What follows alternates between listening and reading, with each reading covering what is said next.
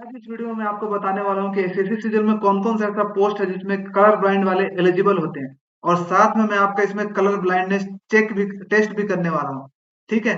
कि आप में से कितने लोग कलर ब्लाइंड हैं और कितने लोग कलर ब्लाइंड नहीं है, उसके लिए मैं एक छोटा-सा टेस्ट करूँगा। तो आप देख लो, चेक कर लो कि कहीं आप कलर ब्लाइंड तो नहीं हो। ठीक है? क्योंकि ऐसे नॉर्मली नहीं पता चलता है, इसके लिए टेस्ट ज़रूरी होता है। तो पहले वो मैं टेस्ट करूँगा, उसके बाद आगे मैं बताऊँगा कि कौन-कौन से पोस्ट हैं जिसमें कि कलर ब्लाइंड वाले एलिजिबल होते हैं एसएससी सीजीएल वाले। मैं डिटेल से बताऊंगा, प्लस साथ में कितने पोस्ट होते हैं एसएससी सीजीएल में वो सब भी बताऊंगा। तो सबसे पहले टेस्ट कर लेते हैं, देख लेते हैं कि आप लोग में से कितने लोग इस टेस्ट को पास करते हो। ठीक है? कमेंट बॉक्स में बताना है कितने लोग पास हुए हो। ठीक है? अगर पास हो जाओगे तो बोलना कि मैं पास हो गया। तो देखो, नंबर है इसमें, कुछ आपको दिख रहा होगा, इसमें आपको नंबर बताना है कि कितना नंबर दिख रहा है। अगर आपको 12 नंबर दिख रहा है, इसका मतलब कि आप सही हो, नो प्रॉब्लम। ठीक है, नॉर्मल है। इसमें अगर 8 दिख रहा है तो सही हो। अगर 3 दिख रहा है, इसका मतलब रेड ग्रीन का डिफिशियंसी आप में है। 6 दिख रहा है, इसका मतलब सही है। 5 दिख रहा है, इसका मतलब रेड ग्रीन डिफिशियंसी है। धीरे धीरे ये डिफिकल्ट होता जाएगा टेस्ट आगे। ठीक है? और ज्यादा डीप में आपका चेक किया जाएगा कलर कॉम्बिनेशन आई का। 29 दिख रहा है, इसका मतलब नॉर्मल हो आप। और रेड ग्रीन डिफिशियंसी अगर आपको 70 दिख रहा है ये तो। 57 अगर दिख रहा है तो आप नॉर्मल हो। 35 दिख रहा है, इसका मतलब रेड ग्रीन का डिफिशियंसी है। 5 दिख रहा है आपको तो सही है ग्रीन कलर में। और रेड ग्रीन का डिफिशियंसी में 2 दिख रहा होगा। 3 दिख रहा है, इसका मतलब सही है। और अगर 5 दिख रहा है, इसका मतलब रेड ग्रीन का डिफिशियंसी है। 15 दिख रहा है आपको? 15 दिख रहा है? मुझे तो यार 16 जैसा। 15 अगर दिख रहा है तो सही है। 17 दिख रहा है, इसका मतलब रेड ग्रीन का डिफिशियंसी है। उसके बाद 74 इसमें दिख रहा होगा, नॉर्मल है। रेड ग्रीन डिफिशियंसी वाला कोई 21 दिख रहा होगा। धीरे धीरे डिफिकल्ट होगा। इसमें कितना दिख रहा है आपको? एक 8 दिख रहा है क्या किसी को? 2 2 दिख रहा है। नॉर्मल वाले को 2 दिख रहा होगा। और रेड ग्रीन डिफिशियंसी वाले को कुछ नहीं दिख रहा होगा। समथिंग मतलब ब्लर जैसा कुछ, कोई नंबर नहीं दिख रहा होगा। अगर 2 दिख रहा है, इसका मतलब सही हो।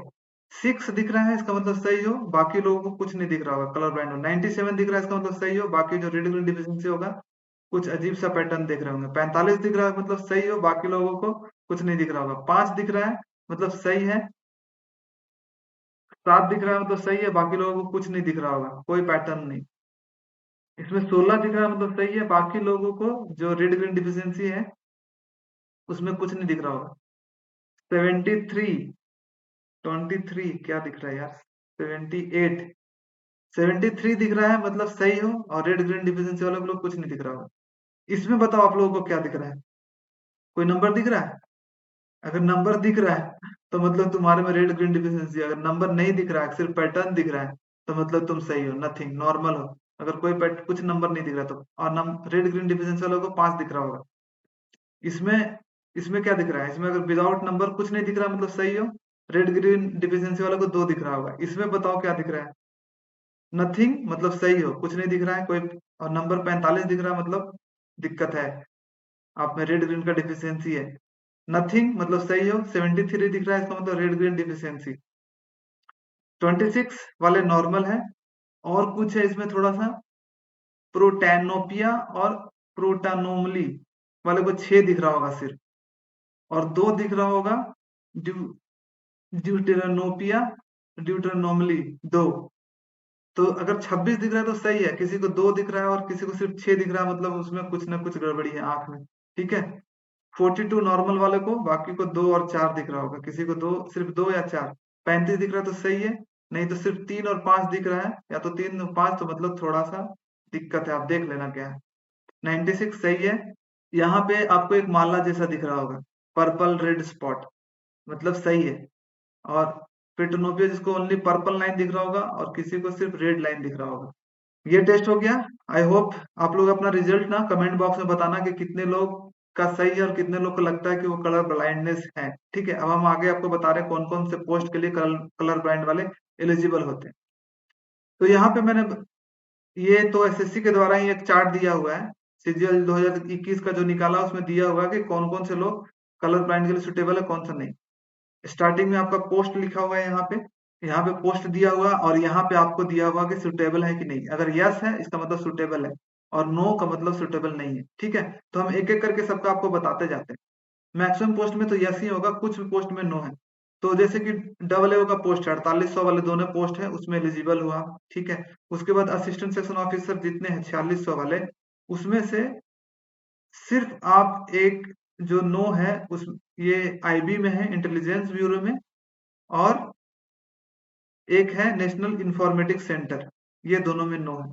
बाकी जितने ASO CSS, ASO railway, ASO MEA, ASO FHQ, election commission, electronics, central administrative tribunal, central vigilance commission, सब में आप यस हो। मिनिस्ट्री ऑफ टूरिज्म अब असिस्टेंट का पोस्ट आता है